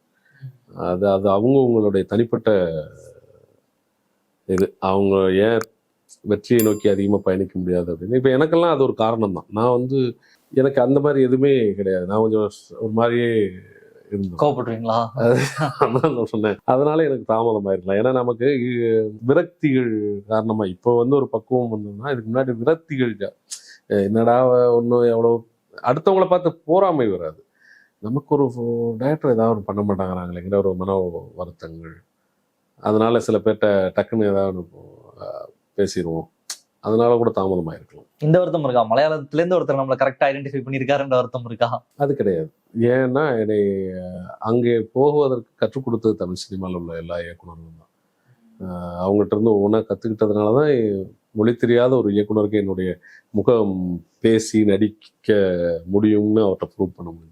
அது ரொம்ப நம்ம இயக்குனர்கள், நம்ம உதவி இயக்குனர்கள், நம்ம டெக்னீஷியன்கள் எனக்கு அவ்வளோ எந்த இடத்துல இருந்தாலும் அந்த இடத்துல கரம் கொடுத்தவர்கள் அவங்க தான். அதனால தான் நாங்கள் போக முடிஞ்சது. இப்போ சினிமாவில் ஒருத்தரை ஓரம் கட்டணும் அப்படின்னு நினச்சா அப்படிதான் ஓரம் கட்டிட முடியும்? அதுக்கான வாய்ப்புலாம் இருக்கா? இவர் வேணாம்ப்பா, இவர் வந்து நம்ம இனிமேல் யூஸ் பண்ணக்கூடாது அப்படின்னு டிசைட் பண்ணுறாங்க அப்படின்னா அப்படி வந்து பெரிய நடிகர்களை பண்ண முடியுமா எனக்கு தெரியல. இப்போ மற்ற நடிகர்களை அப்படிலாம் பண்ணுறதுக்கான வாய்ப்புலாம் இருக்கா? முடியவே முடியாதா? யாரையும் முடியவே முடியாது. அது அந்த காலத்தில் இருந்துச்சா என்னங்கிறது விவாதம். இன்னைக்கு தேதியில எப்படி சொல்றீங்க? அந்த மாதிரி யாரும் கண்ட்ரோல்லாம் பண்ணல, அப்படி ஒரு அப்படிலாம் கிடையாது. அப்படிலாம் ஒண்ணுமே கிடையாதுங்க. திறமை இருந்ததுன்னா எங்கேயோ அந்த திறமையை உங்களுக்கு வெளி உலகத்துக்கு கொண்டு வந்துருவாரு. அவரை மறுபடியும் ஒரு 4 இயக்குனர் கூப்பிடுற மாதிரி வந்துருவாங்க. அன்றைய காலகட்டங்கள்ல அப்படி இருந்திருக்கலாம். ஏன்னா அன்னைக்கு இருந்தது ஒரு 10-15 டேரக்டர்ஸ், 20 அந்த ப்ரொடியூசர். ப்ரொடக்ஷன் அவங்க தான் இருந்தாங்க. இன்னைக்கு அப்படி கிடையாது. இன்னைக்கு எவ்வளவோ இயக்குனர்கள் வந்துட்டாங்க. அவங்களுக்கு இதெல்லாம் இல்லை. அவங்க கேமரால நமக்கு கதாபாத்திரம் அவர் தான் அப்படின்னு முடிவு பண்ணிட்டாங்கன்னா அதை யாராலையும் மாற்ற முடியாது. அவங்களுக்கே அந்த கதையை மாற்ற விடாது. நீங்க எடுக்கிற கதை இருக்குல்ல, அந்த கதையை வந்து வேற ஒருத்தர் அந்த இடத்துக்கு கொண்டு வந்து பார்க்கறதுக்கு அவங்களால முடியாது. ஏன்னா அந்த உருவம் மட்டுமே அவங்கள தொந்தரவு பண்ணும். நீங்க சொல்லும்போது அனிமல் படத்துல பிருத்திவிராஜ் நடிச்சிருப்பாரு. ரொம்ப வருஷம் கழிச்சு திடீர்னு பிருத்திவிராஜ் போயிட்டு ஒரு ஹிந்தி படத்துல ரன்பீர் கபூர் கூட நடிக்கிறார் அப்படின்றது நீங்க சொல்லும்போது புரிஞ்சுக்க முடியுது. அந்த கதாபாத்திரத்துல அவர் நடிக்கணும்னு அந்த டேரக்டர் முடிவு பண்ணிருக்காரு. உடனே அந்த வாய்ப்பு அவருக்கு. ஆமா, அது மாற்ற முடியாது அவங்களால. அந்த கதையே ஒண்ணு பண்ணும் சார். கதை நம்ம நினைக்கிறோம் ஒரு யதார்த்தமான கதைகள் பண்ண எந்த டைரக்டரோட ஃபிலிமுமே அந்த ஃபிலிமுக்குள்ள அந்த சுருளுக்குள் யார் வரணுன்றப்போ அவங்கள அந்த கதை தேர்ந்தெடுத்துரும். அது உங்களை டிஸ்டர்ப் பண்ணியே கொண்டுரும். அது என்னுடைய அனுபவங்கள்ல சொல்றேன். அது வந்து இவருக்கு பதிலாக இவரை மாத்திடலாம், அவரை பதிலாக அவரை மாத்திடலாம். நம்ம பேச்சுவாக்கில் எது வேணாலும் பண்ணிட்டு இருப்போம். ஆனால் அந்த கதை அதாவது உயிரோட்டமான கதைகள், மக்களோட கனெக்ட் ஆகிற கதைகள் வந்து கதாபாத்திரத்தை மாற்ற விடாது. சினிமாவுக்கும் போதைக்கும் என்ன தொடர்பு? ஏன் அப்படின்னா நிறைய இந்த மாதிரியான குடிகளை அழிந்து அல்லது வாழ்க்கையை மொத்தமா இழந்து மரணிக்கிற நடிகர்கள், இயக்குனர்கள், நடிகைகள்னு பலரை வந்து நம்ம தொடர்ச்சியா பார்த்துட்டே தான் வரோம். நிறைய தற்கொலைகளும் நடக்கிறதையும் பார்க்க முடியுது. இதுக்கெல்லாம் என்ன தொடர்பு? முதல்ல சினிமாக்கும் போதை இந்த உலகத்திற்கும் என்ன தொடர்பு? எல்லா தொழிலையும் குடிக்கிறாங்க, எல்லாருமே குடிக்கிறாங்கன்றது நேச்சுரலா ஒன்று இருக்கு. பட் மேபி இவங்க ரொம்ப பிரபலமா இருக்கிறதுனால நமக்கு தெரிகிறதா கூட இருக்கலாம். என்ன தொடர்பு நீங்க நினைக்கிறீங்க? வெளி உலகத்திற்கு தெரிந்த முகம்ங்கிறதுனால அது ஒரு காரணம். என்னன்னா இப்போ நம்ம எங்கேயாவது வெளியில போறோம், ஏதோ ஒரு வெளிநாட்டுக்கு போறோம், எங்கேயாவது போறோம், ரொம்ப பரிச்சயமான ஆளா இருந்தா என்ன பண்ணுவாங்க, போனதுமே அங்கே வெல்கம் பண்ணிட்டு அப்படியே ஃப்ரெண்ட்ஸுக்கு வருவாங்க, ஒரு 2 ஃப்ரெண்ட்ஸ் அதிகமாக வருவாங்க. இப்போ நம்மளை பொறுத்தளவுக்கு இங்கே ஒரு 1000 ரூபா ஒரு பெரிய தொகையாகவும் எல்லாமே தெரியும். இப்போ வெளிநாடுகளுக்கு போனீங்கன்னா அவங்களுக்கு அது ஒரு பெரிய விஷயமா இருக்காது. உங்களை பார்த்ததே எனக்கு ஒரு ஹாப்பி, உங்க கூட நான் இருக்கிறதே எனக்கு ஒரு ஹாப்பின்ட்டு என்ன பண்ணுவாங்க, ஒரு சின்னதாக அங்கே பார்ட்டி அது இதுன்னு போவாங்க. இப்போ அந்த பார்ட்டி போயிட்டு இருக்கிறப்போ இன்னொரு 4 நண்பர்கள், அவர் வந்திருக்காரு மச்சான், இங்கேருந்து வந்திருக்காரு, நம்ம ஹோட்டலில் தான் இருக்காருடா, வரையா அப்படின்னா அவங்க ஒரு 4 பேர் வருவாங்க. இது என்ன ஆகும், அவர்களோடு பயணிக்கிறப்ப அது ஒரு ஜாலியாக எடுக்கிறது தான். முதல்ல எதையுமே அதை ஜாலியாக எடுத்துக்கிட்டு அது கொஞ்சமாக போயிட்டு இருக்கிறது தெரியாமல் அப்படியே போய் அதுக்கு ஒரு அடிக்ட் ஆகிற மாதிரி சூழல்கள் உருவாகி அது இங்கே வந்ததுக்கப்புறம் மறுபடியும் அது கொஞ்சம் அந்த ஒரு வருமானம், பேர், புகழ்னு வரவும் அதை கொஞ்சம் அதிகமாக எடுக்கிறது. அது ஒரு குறிப்பிட்ட வயசுக்கு மேலே தான் அதை அவங்களுக்கு தெரியும் நம்ம இவ்வளோ பெரிய உடல் நம்மளை பாதிக்கப்பட்டிருக்குன்னு. அது முன்னாடியே நம்ம கண்ட்ரோல் தான். நம்ம சாப்பிடாத மனிதர்கள் கிடையாது, எல்லார்ட்டையும் இருக்கிறது தான். என்கிட்டையும் நிறைய குறை இருக்கும். அது எந்த அளவுக்கு எடுத்துக்கிறோங்கிறது தான். அதை சிக்காம இருக்கிறதுன்றது பெரிய விஷயமா இல்லை ஆக்சஸ் ரொம்ப ஈஸியா இருக்குமான்னு கேட்குறேன். ரொம்ப ஈஸியா நீங்க குடிக்கிறது அல்லது இந்த மாதிரி ஒரு போதை வஸ்துக்கள் அந்த உலகத்துக்குள்ள போறதுன்றதுக்கான அந்த கதவு ரொம்ப ஈஸியா ஓப்பன் ஈஸியா இருக்கும். அது உண்மை, அது ஈஸியா இருக்கும். அதனாலதான் அவங்க போயிட்டு அதுக்குள்ள இருந்து திரும்புறப்போ கஷ்டமாயிடுறாங்க. அதுக்கான உணவுகள் அடுத்த எடுக்கிறது, கொஞ்சம் நள்ளிரவு வரைக்கும் சாப்பிட்றதோ இல்லை நள்ளிரவு வரைக்கும் இந்த நான்வெஜ்களை எடுக்கிறதோ, அது டைஜஷன் ஆகிறதுக்கான உடல் உழைப்பு. ஒரு 40 வயசு கடந்துட்டா சாதாரண ஃபுட்டவே நம்ம தவிர்க்கிறதுக்கு எவ்வளவோ மாற்ற சொல்கிறாங்க மருத்துவர்கள். நம்ம அதுக்குள்ளேயும் அந்த குறிப்பிட்ட வயதை தாண்டுறப்போ நம்ம மெயின்டைன் பண்ணணும். நீங்கள் நல்லா பாருங்கள், 30 வயசுக்குள்ளே இருக்கிறவங்க ஏன் அது மாதிரி இல்லைன்னா அப்போ வந்து எல்லாத்தையும் பண்ணுறதுக்கான உடம்பு ரெக்கவர் பண்ணிக்குது. 40 வயசு இந்த 35 தாண்ட அதனுடைய நம்ம என்னென்ன பண்ணியிருக்கோமோ அதுக்கான பலனை அனுபவிக்க வேண்டியது. அப்போ அந்த வயசு வர்றப்போ தன்னை கண்ட்ரோல் பண்ணுறதுக்கு முடியாமல் போயிடுறாங்க. அது வந்து இருக்காம யாரையும் வந்து நம்ம வந்து என்ன சொல்றாங்க, நான் யோக்கியனா இருந்து நான் இன்னொன்று பேசினா அதில் ஒரு நியாயம் இருக்கு. நம்ம அந்த தவறை செய்கிறோன்னு தெரிஞ்சதுன்னா நான் வந்து என்னை சரி பண்ணிக்கணும்னா நான் உணரணும். என் வீட்டில இருந்து ஒருத்தவங்க சொன்னதுக்கப்புறம் நான் சரி பண்ணணும், இன்னொருத்தர் சொன்னதுக்கப்புறம் சரி பண்ணணும். எனக்கே தெரியும் காலையில் இது வேண்டாம் இது வேணும் அப்படின்னு தெரியுது. நம்ம முடிஞ்ச அளவுக்கு தவிர்க்கிறது நல்லதுன்னு. அது யாரையும் நம்ம சொல்லக்கூடாது. அது ஒவ்வொரு தனி மனிதனுடைய ஒழுக்கம். நம்ம குடும்பத்துக்காக வாழ்கிறோம், மற்றவங்களுக்காக வாழ்கிறோம், அதெல்லாம் 2வது விஷயம். ஃபஸ்ட்டு நம்ம உடல் நமக்கு இறைவன் வந்து நல்ல கை கால் எல்லாமே நல்லா கொடுத்துருக்கான். அதை நம்ம சரிவர கொஞ்சமாவது பேணி காக்கணுங்கிறது ஒவ்வொரு தனி மனித ஒழுக்கத்தில் தான் இருக்குது. அதுக்கு நடிகராக இருக்கணுங்கிறது இல்லை அது எவ்வளோ பெரிய ஆளாக இருக்கணுங்கிறது இல்லை. அதில் சரி பண்ணி இண்டஸ்ட்ரியில அந்த கதவு பெருசாக தான் இருக்கு. பட் நம்மளுடைய ஒழுக்கம் சார்ந்ததான். ஆமாம், அது நம்மளுடைய இதுதான் சார். அது யாரையுமே வாங்கி கொடுக்குறவங்கள போய் நான் சொல்லலாமா? வாங்கி கொடுக்குறவங்க நான் சாப்பிட்றப்ப எனக்கு தெரியும், நான் பண்ணுமா பண்ண வேணான்றதா நான் தானே டிசைட் பண்ணிக்கணும். அது கிடைக்குதுன்னு நம்ம பாட்டுக்கு நல்லா சாப்பிட்டு அதுக்கப்புறம் அதுக்காக 4 பேர்கிட்ட போய் கையேந்திர நிலை வந்து அவமானங்களை சந்திச்சு எதுக்கு அது? நமக்கு கிடைச்சிருக்க இப்போ மிகப்பெரிய பிளாட்ஃபார்ம். நீ எதுக்கு வந்தீங்க? பேர் புகழ் இந்த மாதிரி ஒரு விஷயத்துக்கே வந்தாலும் அதுக்கு போதை புகழுக்காக வரல இல்லை அப்படிங்கிற எண்ணத்தை நம்ம தானே எடுத்துக்கணும். போட்டிங்கிறது எவ்வளவு ஆரோக்கியமா இருக்கும் சினிமால. இவரை வளர விடக்கூடாது, இவரை போடக்கூடாது, ஒருத்தன் காலி பண்ணிட்டானா அவனை அப்படியே முடிச்சு விட்டணும், திரும்ப அவன் மேல வரதுக்கான இந்த ஸ்கோப்பையும் கொடுக்க கூடாது. அப்படி இருக்குமா? இல்ல போட்டின்றது ஒருத்தர் தவறிட்டாரு, ஏதோ மிஸ் பண்ணிட்டாரு அப்படின்னா இல்ல நம்ம கொஞ்சம் பாத்துக்கலாம், ஏதாவது ஹெல்ப் பண்ணலான்ற மாதிரி அந்த இண்டஸ்ட்ரி ரன் ஆகுதா? இல்லை, ஹெல்பிங் மைண்ட் ரொம்ப உள்ளது சார் சினிமா துறை. யாருக்காவது காதுக்கு போச்சுன்னா ஹெல்பிங் மைண்ட் ரொம்ப பேர்ட்டு இருக்கிறது. அதை வந்து எந்த முறையில் பயன்படுத்திக்கிறாங்களோ அது முறையில் தான் ஹெல்பிங் பண்ணுவாங்க. இப்போ உங்களுக்கு ஒரு 1,00,000 ரூபா ஹெல்ப் பண்ணியிருக்காங்கன்னா அதை 100 பேருக்கும் பண்ண முடியாது. ஆனால் பண்ணுறவங்களாவது சரியாக அதை பயன்படுத்தியிருந்தாங்கன்னா கண்டிப்பாக அவங்க அதை அந்த இன்னொரு 100 பேருக்கு அடித்து தின்னக்கூடிய மாதிரி இல்லை போட்டின்றது. ஏன்னா நான் கேட்டது இண்டஸ்ட்ரின்றது ரொம்ப மோசமா இருக்கும். ஒருத்தன் காலியானா முடிஞ்சு அவனை திரும்ப எந்திரிக்க விடக்கூடாது, அப்படியே தட்டி விட்டுறான் அவனை. நட்பு அப்படின்றதுலாம் சினிமால கிடையாது. நீங்க வந்து ஃபுல்லா அது பியூர் பிசினஸ், அவ்வளவுதான். சினிமால நட்பை நீங்க எதிர்பார்க்க கூடாது. அதான் சொல்றேன், நட்பை எதிர்பார்க்கறீங்கன்னா நீங்க எந்த விதத்துலயுமே அப்படி ஆப்ரேட்டே ஆகல. அது வந்து சினிமாக்காரனா மட்டும்தான் இருக்கும். நீங்க வெளியில இருக்கிற என் உயிர் காப்பான் தோழன்ங்கிற மாதிரி சினிமாக்காரனா இருக்குதுன்னா என்ன? சினிமாக்காரன்னா நான் இன்றைய நாள் உங்க படத்துல உங்க கூட நடிச்சேன், அவ்வளவுதான். இன்னொரு 10 வருஷம் கழிச்சு தான் உங்க கூட நடிப்பேன். நான் அப்போ உங்களுக்கு எப்படி நண்பனா இருப்பேன்? இன்னைக்கு பேசியிருப்போம், போன்ல பேசிட்டு இருப்போம், பட் அது நீண்ட நெடிய நட்புகளாக இருக்கும்னு சொல்ல முடியாது. அரசியல் மாதிரி நிரந்தர நண்பனும் கிடையாது, எதிரியும் கிடையாது. நம்ம இன்னைக்கு இங்க பேசியிருப்போம், இன்னொரு 10 வருஷம் கழிச்சு தான் அந்த நடிகரோட நடிக்கிற வாய்ப்பு கிடைச்சிருக்கும். அப்ப பாக்குறப்ப எப்படி இருக்கு அப்படிங்கிறது நட்பு தான் இருக்கு. ஆனா இருந்திருக்கு, 80ஸ்ல இருந்திருக்கு. 80 காலகட்டங்கள்ல எல்லாரும் சகோதரத்துவமா இருந்திருக்காங்க. அப்ப ஏன்னா கேரவன் இல்லை, புரியுதுங்களா? சகஜமா ஆமா, எல்லாரும் இப்படி உட்காந்து பேசுவோம். பேசுறப்போ உங்கள் வழிகளை பகிர்ந்துக்குவோம். அப்ப என்ன பண்ணுவாங்க, நான் ஒரு டைரக்டர் படம் நான் கமிட் ஆகிறேன், அங்க கூப்பிட்டு சொல்றேன், நீ போய் அதுல பாரு அப்படிங்கிற ஒரு இந்த ஈகோ இல்லாத உலகம் 80களில் 90களில் இருந்ததோட சரி. அப்பதான் மனிதநேயமும் அதிகமா இருந்திருக்கு. இப்ப விட இப்ப கம்மி தானே. அப்பதான் வந்து ஒருத்தர் கை கொடுக்கறதுல இருந்து காப்பாற்றுவதுல இருந்து எல்லாத்துலேயுமே அதிகமாக உறவுகளே உயிரோட்டமா இருந்திருக்காங்க. இப்பதான் எல்லாம் ஒரே ரூம்ல இருந்தாலும் உறவுகள்ல இருந்து எல்லாமே தனித்தனியா போன்ல இருக்கும். இத்தனைக்கும் அன்னைக்கு இறந்தா நமக்கு அந்த பத்திரிகை அந்த தந்திங்கிறது வந்து சேர்றதுக்கு 1 நாள் 2 நாள் ஆகும்பாங்க. அதுல அடிச்சு புடிச்சு போய் உறவை தேடி அந்த இருந்த வாழ்க்கை இப்ப இல்லை. இப்ப எல்லாமே பக்கத்துல இருக்கு. அம்மா பக்கத்துல இருந்தா கூட பேசாம 4 நாள் கழிச்சு தான் பேசுறோம் இல்லையா? அப்ப எப்படி சினிமால ஃப்ரெண்ட்ஷிப் அப்படி இருக்கும் இந்த காலத்துல? சினிமா ஃப்ரெண்ட்ஷிப் கிடையாது. Yes sir.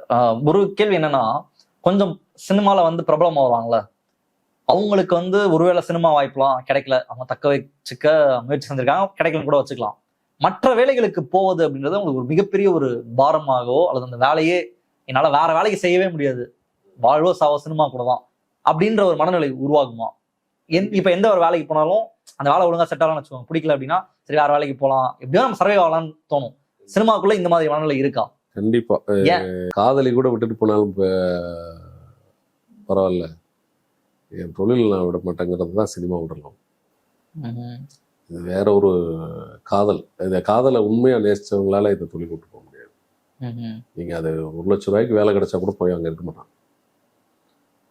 அப்படி ஒரு, அதாவது சொல்றேனே, இது என்னவோ ஒரு பிளட்டோட கனெக்ட் ஆன காதல் சினிமா. உங்களுக்கு சொல்றீங்களா? பொதுவாவே அந்த உண்மையா நேசிச்சுட்டாங்கன்னா இது நீங்க இந்த பேரு புகழ் போதை இதெல்லாமே ரெண்டாவது சார். நான் சினிமாவில் இருக்கேன், சினிமாவில் அந்த ஏதோ ஒரு துறையில ஏதோ ஒரு வேலை செஞ்சுட்டு இருக்கேன்னு பழகிட்டீங்கன்னு வச்சுக்கோங்களேன், அந்த பழக்கம் உங்களால வேற ஒரு துறையில போய் உட்காரவே விடாது, மன நிறைவா இருக்காது. அது ஏதோ எப்படி சொல்லணும்னா, பிடிக்காதவளை கல்யாணம் பண்ணிட்டு வாழ்ந்துட்டு இருக்கமேடா அப்படிங்கிற ஒவ்வொரு நாளும் அதுக்கூட சேர்ந்துக்கலாம் அப்படின்னு சேருவீங்க, பேசுவீங்க, எல்லாமே இருக்கும்.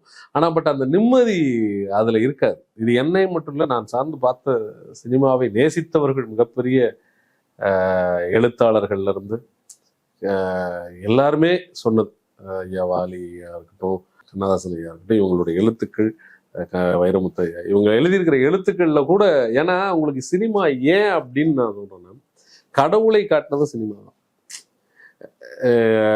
இந்த கடவுள் இப்படி இருப்பார் அப்படின்னு காமிச்சது சினிமா. ஒரு இயற்கையினுடைய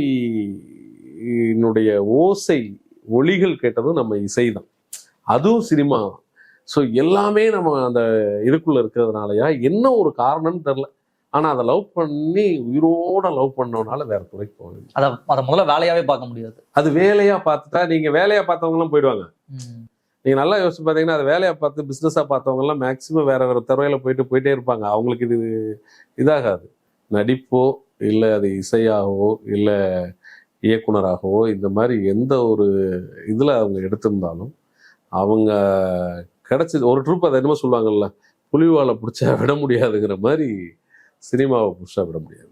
நீங்க விட மாட்டீங்க சினிமான்றதான்? நான் விட மாட்டேன். என் பையனவே நான் சினிமால தான் உனக்கு என்ன வேணுமோ பண்றாங்க.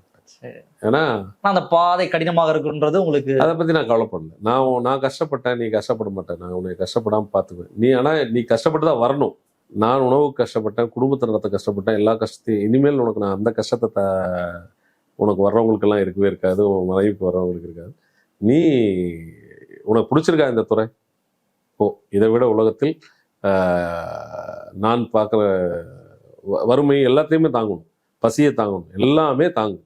ஆனால் உனக்கு அது இருக்காது. நான் வீட்டில் சம்பாதிச்சு நான் உனக்கு சாப்பாடு போட்டுருவேன், உனக்கு பிடிச்ச லைஃப் இதில் வாழ அப்படின்னு தான் சொல்லுவேன். சினிமா வேறங்க அது. இப்போ உங்களுக்கு நெறியாளர், நீங்கள் இது எவ்வளோ லவ் பண்ணுறீங்க, உங்கள் வார்த்தைகள் உங்கள் மொழிகளில் தெரியுது, உங்களுடைய அந்த மொழி பேச்சு இருக்குல்ல அதில் தெரியுது. நல்ல இலக்கியம் படித்த ஒரு மனிதனாகவும் ஒரு நல்ல தமிழ் பேசக்கூடிய ஒரு இதாகவும் தெரியுது. இதை விட்டுட்டு நீங்கள் போய் வேற ஒரு இதை பேசுன்னா உங்களுக்கு அது நாவு தடுமாறும். ஆனால் அழகான தமிழ் தான். ஆனால் இன்னொரு இடத்துல பேசுகிறப்ப அது அது அது ஒரு இது இருக்குல்ல. ஸோ அதுதான் நம்ம கலை.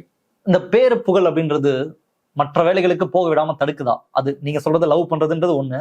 ரெண்டாவது, நான் சில நேர்காணல் பண்ணியிருக்கேன், நடிகர்களை பண்ணியிருக்கேன், சிலர் பண்ணியிருக்கேன். அப்போ அவங்க சொன்ன விஷயம் என்னன்னா, இத்தனைக்கும் ஒரு பெரிய அவார்ட்லாம் அவங்க நடிகர்.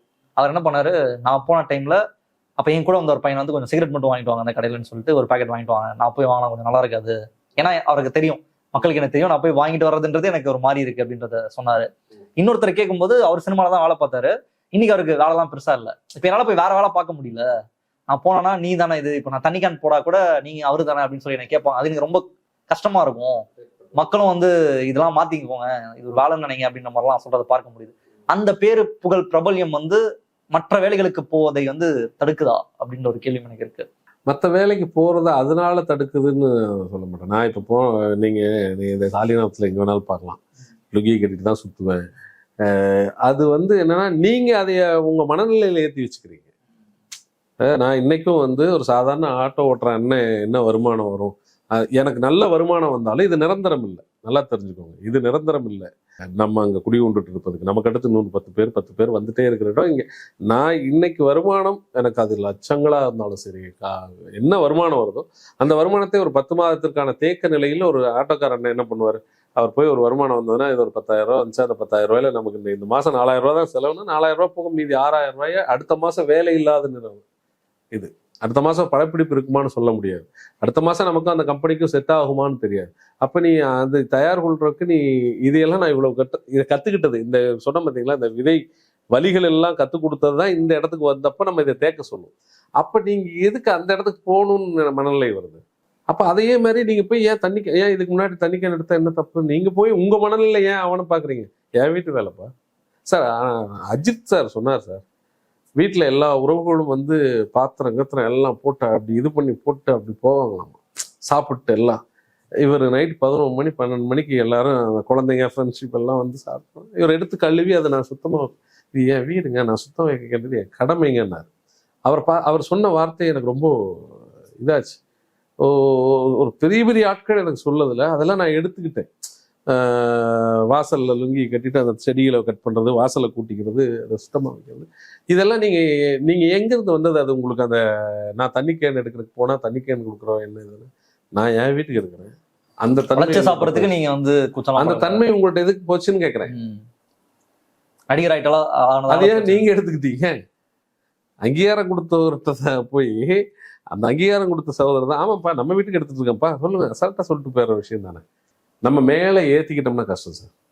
நான் இப்படி ஒரு இடத்துக்கு வந்துட்டேன், எனக்கு ஒரு அங்கீகாரம் கிடச்சிச்சு, நான் இதுக்கப்புறம் போனால் என்னை வருத்தப்படுவாங்கன்னு நினைக்கிறது நான் கார்ல தான் போகணும், என்ன நான் பைக்ல போனா என்ன அந்த ஒரு மாதிரி பார்ப்பாங்க. அது வந்து ஒரு எப்படி சொல்றது, இன்னைக்கும் நீங்க எம்எஸ் பாஸ்கரன் பாத்தீங்கன்னா இந்த அங்க நசரத்பேட்டையில இருக்காரு. இன்னைக்கும் எனக்கு ஃபோன் பண்ணுவாங்க தெரிஞ்ச நண்பர்கள்லாம், ஏன்னா இப்பதானே டிவி ஸ்டாம்ப்ல போயிட்டு இருக்காரு வந்துட்டு இருக்காருன்னு. அந்த அந்த அந்த அந்த வாழ்க்கையை அவங்க ரசிச்சுக்கிறதுனால மற்றவங்களோட பயணிக்கிறப்ப அவங்களுக்கு ஈஸியா இருக்கும். அவர் எனக்கு நான் இப்படி வந்துட்டேன், நான் இப்படி போகக்கூடாது அப்படி போகக்கூடாதுன்னு பார்த்தா நம்ம உட்கார்ற அன்னைக்கு அந்த மனிதர்களோட சகஜமா உட்கார முடியாம போயிடும். ஸோ அது நம்ம தப்பு சார்.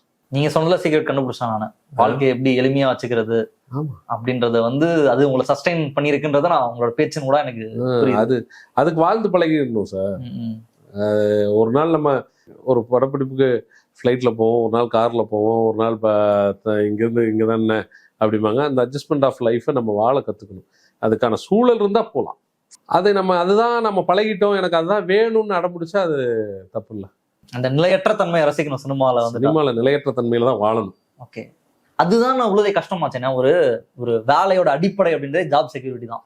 கவர்மெண்ட் வேலைக்கு போகணும்னு சொல்றதும் உனக்கு ரிட்டைன் ஆனா பென்ஷன் வரும், மாசம் மாசம் உனக்கு காசு வரும், ஊதிய உயர்வு வரும். ஆனா இது எதுவுமே இல்ல, ஆனா இதுல வாழணும் அப்படின்றது அந்த கலை மீது இருக்கிற அன்பால. இது எப்படின்னா, இந்த ஊடகங்கள் நீங்க இப்ப எடுத்திருக்கீங்களா, இது வலைத்தளத்துல வர்றப்போ அது கீழே எழுதுவோம், எங்களை எல்லாம் பார்த்தா எப்படிதான் தெரியுது, எங்க விவசாயம் பாக்குறோம், அப்ப எங்கெல்லாம் என்னடா நாங்கெல்லாம் இல்லையா அப்படி அப்படியான்னு எழுதுவாங்க. ரொம்ப பேர் கமெண்ட்ஸ்ல எழுதுவாங்க. அந்த மனநிலையில் நம்ம இருக்கணும். நமக்கு கொடுக்கப்பட்ட வேலை நம்ம கலை கொடுத்துருக்கு, கலையில வேலை செய்யணும். அதே மாதிரி அவங்க தெரியாதவன், அடையாளம் தெரியாதவன், ஆனால் அவனுக்கான வழிகள் இருக்குங்கிறத நம்ம உணர்ந்துட்டோம்னா நம்ம ஈக்குவாலிட்டியாக தான் இருப்போம். நான் நடிகன் ஆகிட்டேன் அப்படி அவன் நம்மளை ரசிக்கிறான், ஒரு ஆடியன்ஸாக நம்மளை ரசிக்கிறாங்க. நண்பர்களாக இருக்கட்டும், சகோதரர்களாகட்டும், பெரியவங்களாக இருக்கட்டும், இவங்கெல்லாம் நம்மளை ரசிக்கிறாங்க. ஒரு திரையரங்கில் வந்து படம் பார்த்து நம்மளை கொண்டாடுறாங்க. அவங்கள நம்ம அவங்க கேள்வி சில நேரங்களில் நியாயமானதாக ஏற்றுக்கணும். நம்மளை கொண்டாடுறப்பவும் ஏற்றுக்கிறோம், திட்டுறப்பவும் ஏற்றுக்கணும். அதை ஒருவேளை நம்மளை திருத்திக்குவோம். இவ்வளோதான் வேலை முடிஞ்சுது. ஐயோ நம்மளை இப்படி பண்ணுறாங்க அப்படி பண்ணுறாங்கன்னு நம்ம நிலையற்ற வாழ்வு அப்படின்னு நினைக்கிறது. அதுதான் அங்கே தான் சொல்கிறேன், நிலையற்ற வாழ்வை கலைத்துறை மட்டும் இல்லை, எந்த துறையுமே நிலையற்ற வாழ்வுன்னு எப்படி சொல்கிறீங்க? அரசு வேலையில் வந்தால் எனக்கு பென்ஷன் வரும். இப்போ எங்கே பென்ஷன் கொடுக்குறாங்க? கிடையாது. இப்போ சேர்றவங்களுக்கெல்லாம் பென்ஷன் கிடையாது. அங்கேயுமே நீங்கள் எல்லாமே நிலையற்றதான். ஆமாம், எல்லாமே சார் வாழ்க்கையே நிலையற்று தானே சார். நேற்று நைட்டு பேசுறப்போ அபிநய்க்கு 19,000 ரூபாய் 20,000 ரூபாய் போட்டுட்டு இருக்காரு கேபி போல. நைட்டு போறாரு, காலையில உயிரோடு இல்லை. இதாவது உடல்நிலை சரியில்லை, ரைட், ஓகே. ஒரு ரோட கிராஸ் பண்றாரு, விபத்து, மறைஞ்சிடாரு. இது நிரந்தரம் இல்லாது.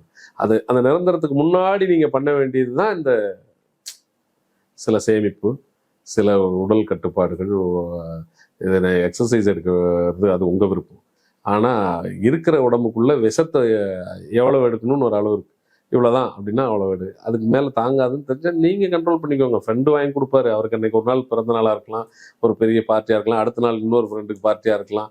இது அவங்க எல்லாமே பண்ண தான் செய்வாங்க. நம்மளை நம்ம எப்படி பார்த்துக்கணுங்கிறது ரொம்ப முக்கியம். சார், இறுதியாக ஒரு கேள்வி. ஒரு சினிமா அப்படின்றது நிறைய பேர் முயற்சி செய்தாலும் கூட இந்த மாதிரியான விஷயங்கள் சில பயத்தெல்லாம் ஏற்படுத்தக்கூடும். ஒரு யங்ஸ்டர் சினிமாவுக்கு ட்ரை பண்ணுறாரு அப்படின்னா, ஒரு மூத்த கலைஞராக என்ன அட்வைஸ் அவருக்கு வந்து சொல்லுவீங்க? சினிமா துறைக்கு வர விருப்பப்படுறார் அப்படின்னா. வருக வருக வாழ்த்துக்கள்னு தான் சொல்லுவேன். அதை விட்டு ஓடிடாதப்பான்னு தான் சொல்லுவேன். அதைய வந்து இப்போ நீங்கள் கேட்ட கேள்வியில் ஒரு விஷயம் இருக்கு. ரொம்ப பேர் என்னன்னா, அவங்க உடல் ஒன்று இருக்கும், உடல் அமைப்புன்னு, அதை எதிர்கொள்றவங்க சில பேருக்கு ரொம்ப போராட்டமாகும். ஒரு ஹைட் வெயிட் இருந்தாங்கன்னா, ஒரு போலீஸ் கிட்டப்போ, ஒரு சித்தப்பா பெரியப்பா குடியாரா அது இதெல்லாம் போட்டோம், கொஞ்சம் டக்குன்னு ஏதோ ஒரு வேலை கிடைச்சிடும். அட்லீஸ்ட் அன்றாட தேவைக்கு ஏதோ ஒரு துணை நடிகளாக கூட போய் சமாளிச்சிடலாம். கொஞ்சம் அந்த விஷயங்கள்ல இருந்து வர்றவங்க தனக்கான ஒரு டைரக்டர், அந்த கதைக்களம், அவங்கள்ட்ட ஒரு படமாவது அவங்ககிட்ட தன்னை அர்ப்பணிக்கணும். தன்னுடைய திறமைகளை, அவங்களுடைய வயது, அவங்களோட ஹைட் வெயிட் இதெல்லாம் வந்து அங்கே போய் கொஞ்சம் அங்கேருந்து வெளிச்சத்துக்கு வந்தாங்கன்னா ஈஸியாக வந்துடலாம். மற்றபடி எல்லாரும் வர்றவங்கலாம் கண்டிப்பாக வந்தால் அது சோறு போடும். நீங்கள் என்ன கொடுக்குறீங்களோ அதுக்கான ப்ரெசன்ஸை அது கண்டிப்பாக கொடுக்கும். ஆனால் காலம் வேணால் முன்ன பின்ன இருக்கலாம், 10 ஆண்டுகளில் இருக்கலாம், இல்லை 20 ஆண்டுகளில் இருக்கலாம், இல்லை அடுத்த படமே ஒரு டைரக்டர் பார்த்துட்டு இது நல்லா இருக்கானே இவனை போடுவோன்னு வந்தரலாம். எது வேணாலும் நினைக்கலாம், ஆனால் கைவிடாது சினிமா. Right sir. நலிவடைந்த கலைஞர்கள் அவர்களை காப்பாற்றுவதற்கு அல்லது அவங்களுக்கு ஒரு முறையான வாழ்வை அமைத்து தருவதற்கு சங்கம், அரசு தரப்புல இருந்து ஏதாவது பண்ணணும் அப்படின்ற மாதிரி ஏதாவது டிமாண்ட் இருக்கா அவங்களுக்கு? ஏன்னா நீங்க சொல்லும்போது கொரோனா சமயத்துல அவ்வளவு பேர் இறக்குறாங்க, இப்படி அவங்க லைஃப்லாம் முடியுது அப்படின்னா, ஒரு காலத்தில் மக்களை என்டர்டெயின் பண்ணவர்கள், மக்களுக்காக ஒரு கலைப்படைப்பை கொடுத்தவர்களுடைய வாழ்க்கை வந்து ரொம்ப பரிதாபமா முடியுதுன்னா அது நிச்சயமா எல்லாருமே ஒரு பேச வேண்டிய அல்லது தீர்வு காண வேண்டிய ஒரு பிரச்சனை? சங்கங்களோ அரசோ என்ன பண்ணுன்றது உங்களுடைய சார்? இது வந்து என்னன்னா, நீங்க திரைக்கலைஞர்களாக இருந்தாலும் சரி, தமிழ்நாட்டில் எந்த துறை சார்ந்தவர்களாக இருந்தாலும் சரி, அரசு எல்லாரையும் ஈக்குவலாக தான் பார்க்கும். அது உங்க ரேஷன் கார்டுக்கு 1000 ரூபாய் இருக்குன்னா எல்லா ரேஷன் கார்டு இருக்கு. அதுல எனக்கு வேற ஏதாவது வேண்டான்னு எழுதி கொடுத்தவங்களுக்கு அது இருக்காமல் இருக்கலாம். ஸோ இது அரசுக்கு இது பண்ண முடியாது. இதே நடிகர்கள் சங்கமா இருக்கட்டும், பெப்சியா இருக்கட்டும், இவங்க அந்த சங்கத்தினால் என்ன முடியுதோ அதை செஞ்சுட்டு தான் இருக்காங்க.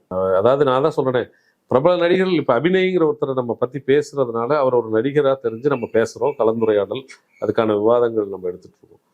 ஆனா அடையாளம் தெரியாத 2 படம் நடிச்சு 3 படம் நடிச்சு துணை நடிகர்களாக நடிச்சவங்களுக்கு எல்லாம் என்னென்ன ஹெல்ப் போகுதுங்கிறது சங்கங்கள் பண்ணிட்டு தான் இருக்கு.